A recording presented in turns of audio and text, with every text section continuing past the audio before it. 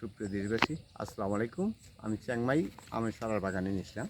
দেখেন এই চারাটা, এই কয়টা ডাল, এবং এখান থেকে আবার কয়টা ডালের সৃষ্টি হয়েছে।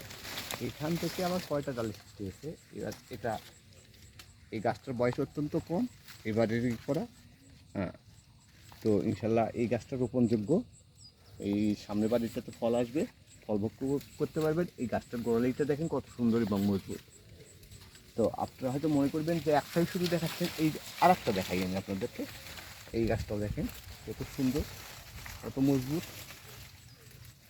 এই যে আর একটা দেখাই, এটাও দেখেন। এই দেখেন কত সুন্দর এই গাছটা। এই গাছগুলো এটা চ্যাংমাই।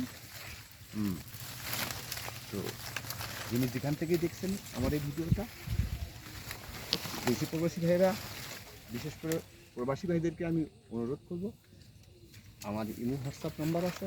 এই নাম্বারের শেষে 26, এটা ইমো হোয়াটসঅ্যাপ নাম্বার। আর লোকাল নাম্বার শেষে আছে 85। এই নাম্বারে যোগাযোগ করবে, ইনশাল্লাহ আপনারা পেয়ে যাবেন আমাকে, কোনো সমস্যা হবে না।